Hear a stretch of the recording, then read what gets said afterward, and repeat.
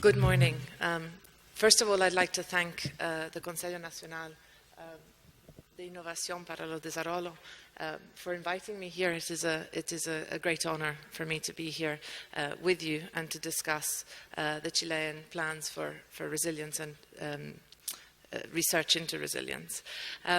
As Rodrigo mentioned, I run the Earthquake and People Interaction Center, which is a multidisciplinary center for earthquake and tsunami studies, in particular their impact on infrastructure and on society.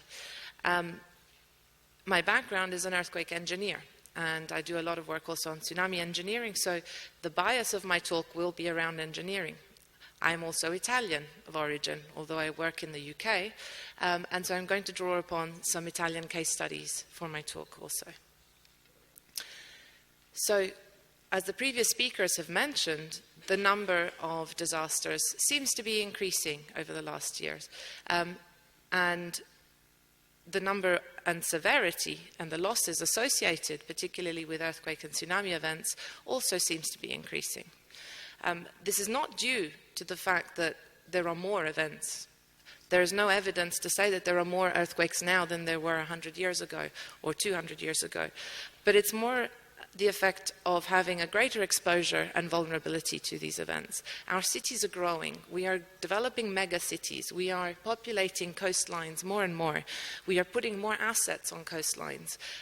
More of our critical infrastructure is there in terms of the energy, in terms of storage of products. And we also have overstretched critical infrastructure services. Hospitals are dealing with larger and larger portions of the population, so they're overstretched. The water networks that were installed in many years ago may now not be so good as they were when they were first put in and be a bit leaky. And so this is how we explain the increasing intensity of disasters nowadays. But let's not forget that we're not starting from a resilient position. We're actually dealing with existing infrastructure which has a very high vulnerability to natural hazards already. Bringing the Italian example to play, over 70% of the Italian building stock is not designed to resist earthquakes, even though the Italian building code is amongst the most advanced in the world.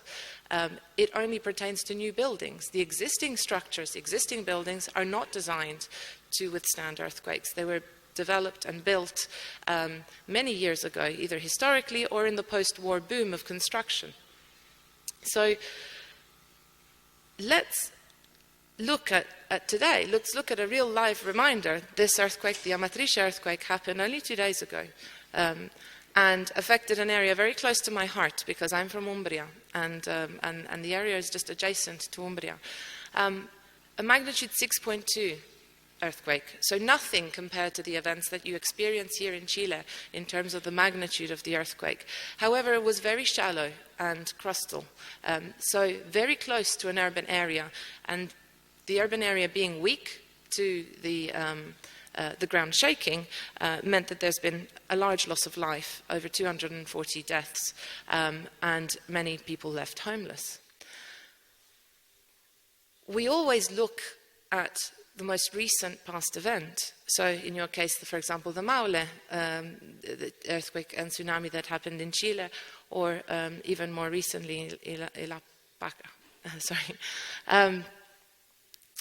And these events happen, very many of these are offshore in Chile, but you also have the potential for shallow crustal events. So let's not forget that these are also a risk. And in Italy, these happen often. And unfortunately, looking at Amatrice earthquake now reminds me very much of L'Aquila in 2009, a very similar event. Similar magnitude, happened at a very similar time, killed approximately the same number of people.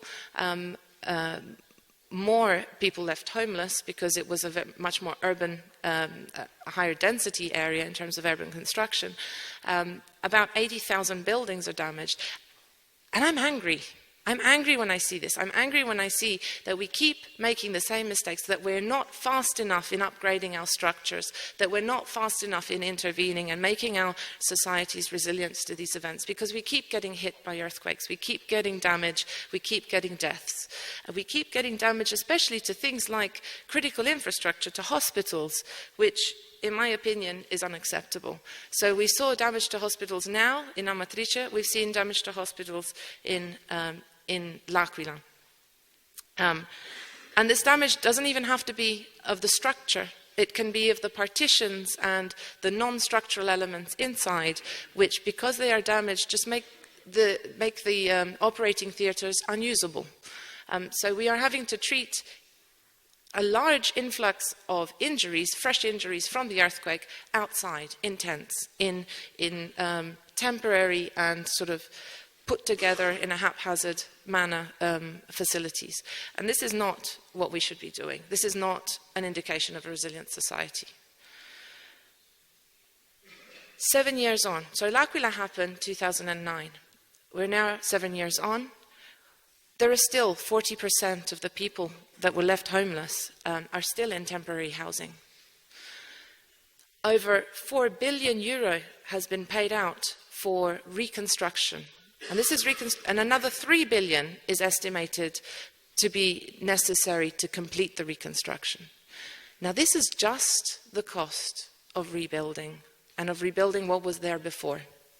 This is not the cost of the emergency management, of the temporary housing, and of the aid provided to people to provide sort of livelihoods and sustenance in the short term, which is not so short. 7 years is a long time. There are children who have been born in temporary housing and only know that as their reality. So, another thing that we learned from L'Aquila, which worries me, is that finances were put forward to repair structures, but to seismically upgrade only those structures that had been extremely damaged, that had been very severely damaged. What does that mean? It means that only those buildings are now capable of withstanding the next earthquake. All the other buildings, although left very slightly damaged and just repaired, are still vulnerable. If an earthquake were to hit the Aquila region tomorrow, we would have the same problem. And this is worrying. This is not, in my opinion, a resilient society. We've seen this diagram before, and I thank Juan Carlos for introducing a very similar thing, where we have a picture of resilience as being in an initial state, then having the threat, the earthquake, or another hazard happening, causing a loss in capacity. That might be a loss in housing, for example, as well as loss in services of infrastructure, etc. And then there's a time taken to return to what was there before. The resilience, how resilient we are, is measured, let's say, approximately by how long it takes to recover. Now, in L'Aquila, 7 years is not enough to have made that leap. And we don't know whether that's normal or not. There are no studies on what is normal for recovery and what is a normal time for getting back to an original state. But I also argue that this should not be what we think of as resilience. Or to improve our resilience, we need to invest in research, we need to invest in knowledge, we need to invest in training to be able to, one, reduce the effects of the earthquake or the tsunami, to actually reduce the losses, reduce that loss in capacity. 2, increase the speed at which we recover. And 3, take it as an opportunity to actually develop a more resilient community, a community and a city or an urban area that meets the criteria and our aspirations for the future. Why not? The earthquake is terrible, but it does provide an opportunity to recover, to do something better, possibly with the urban area, through proper urban planning, through proper thinking about where we want to be, how we want to live, how our city should be in the future.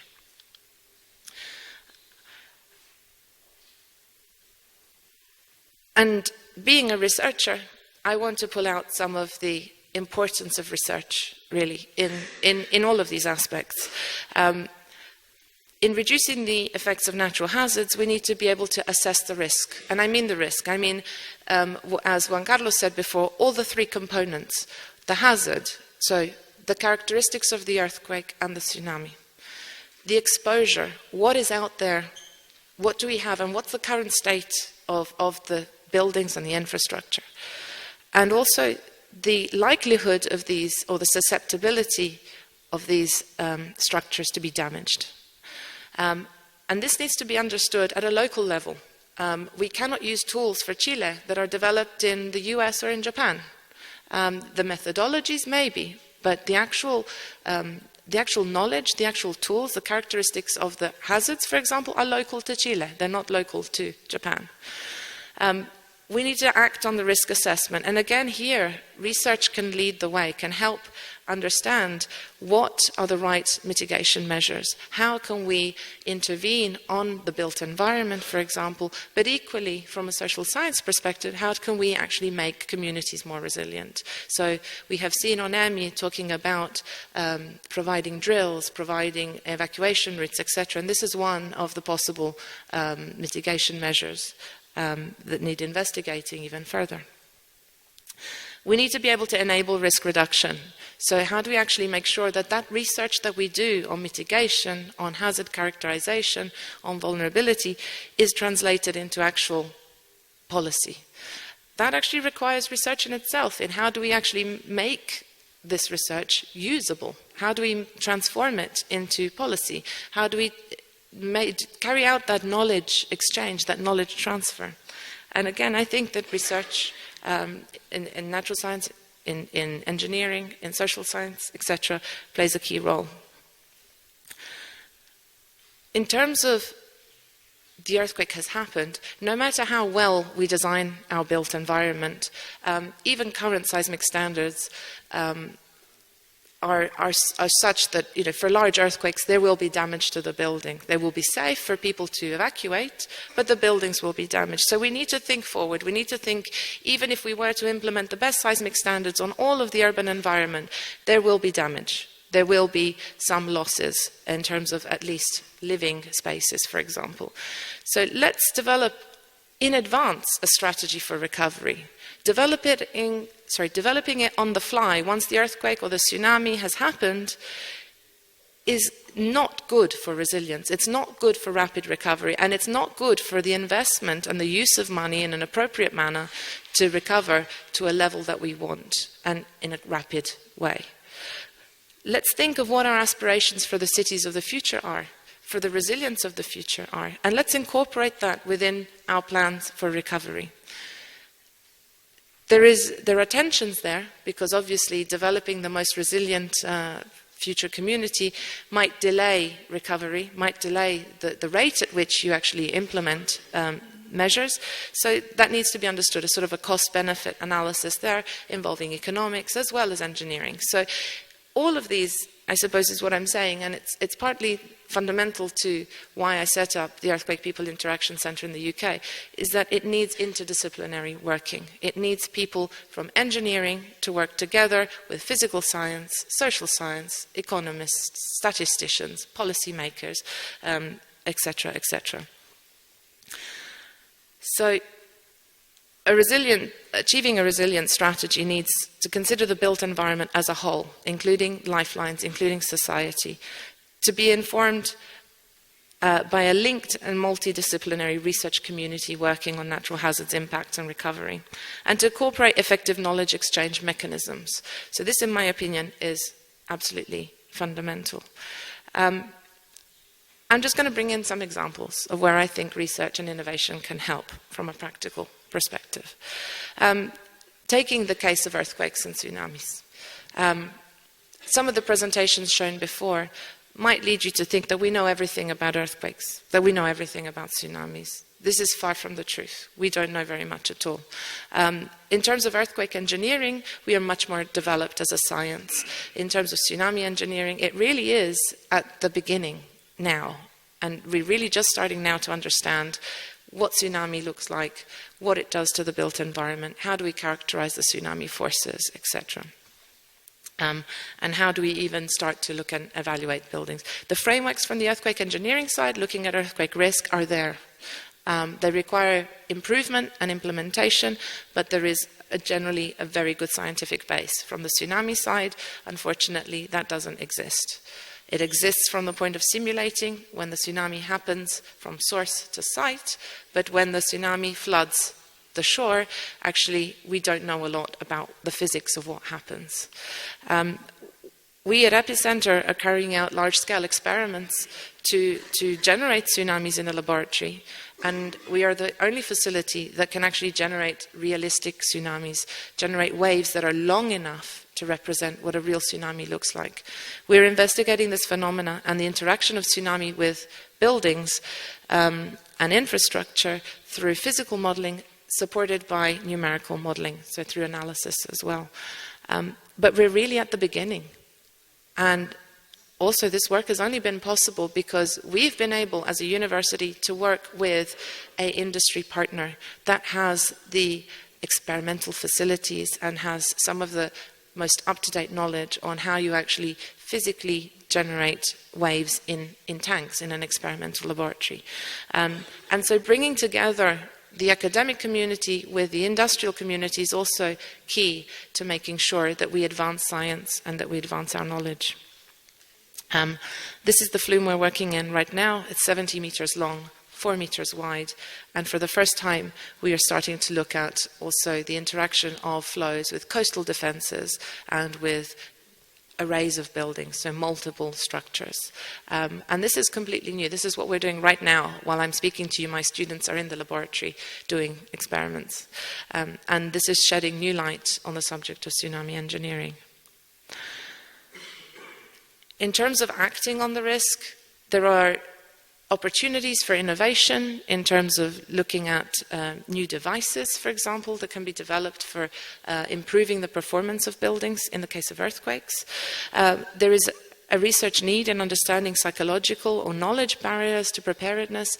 There are many studies that show, including studies we've carried out, that despite being given knowledge of the threat of earthquakes and tsunamis in many locations around the world, and we've studied the USA, we've studied Japan, and we've studied Turkey, there is absolutely almost no preparedness at the individual level. Many people do not know where to go in the case of an earthquake or a tsunami. Many people don't have a plan in place of where to meet their relatives. They don't know how to switch off the gas. They don't have stored food. They don't have a means of communicating after an event. And this is very worrying. These are places that are seismically active that we've been looking at, and yet there is very little individual preparedness. We also need to think of improving the effectiveness of existing mitigation measures. For example, barriers or coastal defenses for tsunami, how do we design them? How do we make them effective? But another example, which comes to mind again now from the Amatrice earthquake, I came across this news story this morning. The Romolo Capranica primary school collapsed in the case of the recent earthquake. Now, this is a reinforced concrete building that was built in 1939, but was upgraded significantly, in theory, to be seismically resistant in 2012, with a large amount of investment from the government. The types of retrofit undertaken were with fiber-reinforced polymer, with reinforced jackets to columns, etc. And the structure collapsed, the school collapsed. We are very lucky that we didn't have a repeat of what happened in Molise in 2002, where lots of children died in a school because it's the summer period and because it was nighttime. So the school was empty. There were no injuries. There were no deaths. Thank goodness. But now it raises a question. I haven't seen this structure. I've only read about it in the news. But for me, there are two possibilities as to why it collapsed. The first one is that something went wrong with the design of the retrofit. Something went wrong with the application or the construction, the actual retrofit itself. Whether that's due to corruption, whether that's lack of knowledge, I don't know. That's one possibility. The other possibility is actually that the guidance that is there for retrofit and upgrade is wrong or is flawed somehow. The only way that we can find out whether that is the case, and there are indications that that might be the case for certain types of strengthening measures, that the guidance is actually wrong, the only way we can find that out is by inspecting the building. You might ask, why are you studying earthquakes and tsunami in the United Kingdom, right? You don't have earthquakes there, or tsunamis, so why are you interested? Well, we have a large insurance sector, we have a large civil engineering sector which builds all over the world, and so we need to have those skills of understanding how to build in seismic areas. I'm also Italian, so I have a personal passion, as I mentioned. But the only way that I can really study earthquakes is going and seeing them. And so I'm part of this earthquake engineering field investigation team, which is part of the Institution of Structural Engineers in the UK, which sends missions out to study existing earthquakes. We send it in the aftermath of earthquakes, including in the Maule 2010 earthquake here in Chile. We came and understood and tried to understand what were the engineering lessons that we could bring back to the UK, that we could bring back to our scientific community in earthquake engineering by observing the performance of buildings in other countries under earthquakes. An earthquake is almost a live experiment, and you are in a living laboratory. You have a wealth of information from past events. However, the study of earthquakes often finishes just after the aftermath, so just after the actual earthquake has happened. Very little study goes on to study the recovery, to look at what happens afterwards. How is rebuilding actually enacted? What favors good rebuilding?